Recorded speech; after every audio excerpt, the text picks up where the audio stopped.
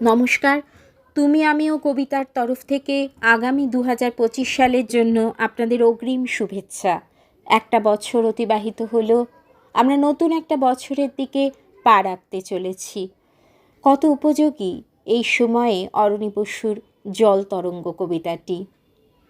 তবে একটা কথা বলবো, এই কবিতার চ্যানেলটিকে অবশ্যই সাবস্ক্রাইব করবেন, যাতে অনেক বেশি কবিতা আপনারা শুনতে পারেন এবং আমিও উৎসাহিত হই।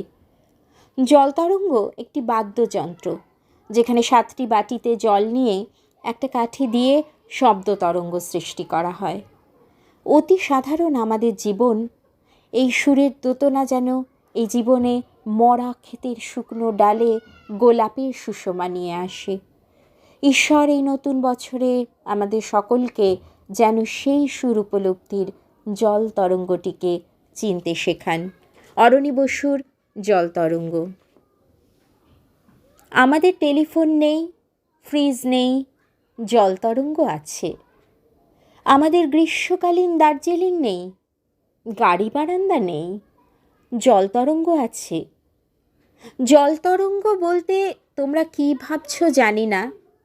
আমাদের জল তরঙ্গটা মাত্র 7.5 টাকার। আমার ছেলের প্রথম জন্মদিনে আমি উপহার দিয়েছিলুম। তো এই 7.5 টাকার জল তরঙ্গ নিয়ে এত কথা কেন? আসলে আমাদের জল তরঙ্গটা আর ঠিক জল তরঙ্গ নেই, ওটা এখন আমাদের বাড়ির রাগ কমানোর যন্ত্র। আমি যখন কোনো কারণে রেগে গিয়ে চেঁচামেচি করি, তখন আমার স্ত্রী আস্তে আস্তে জল তরঙ্গ বাজাতে থাকে। আমার স্ত্রী যখন রেগে যায়, প্রায়শই যায়, এমনকি খুব তুচ্ছ কারণেও, তখন আমি জল তরঙ্গ বাজাতে আরম্ভ করি। আর যেদিন কলে জল থাকে না, ডাল সেদ্ধ হয় না, বাজারে মাছের দাম অসম্ভব চড়া, কিংবা ঘন্টার পর ঘন্টা লোডশেডিং, সেদিন আমরা দুজনেই যাকে বলে একেবারে ক্ষেপে উঠি। যখন আমরা সমস্ত দাঁত, নোক আর জিভ বার করে ছুটে যাই পরস্পরের দিকে, তখন আমাদের ছেলে জল তরঙ্গটা বাজায়। আশ্চর্য, জল তরঙ্গ বাজাতে থাকলেই আমাদের রাগ পড়ে যেতে থাকে।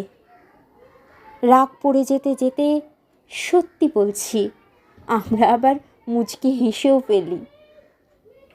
আমাদের টেলিফোন নেই, ফ্রিজ নেই, আমাদের ফিক্সড ডিপোজিট নেই, ভালোবাসায় উচ্ছ্বাস নেই।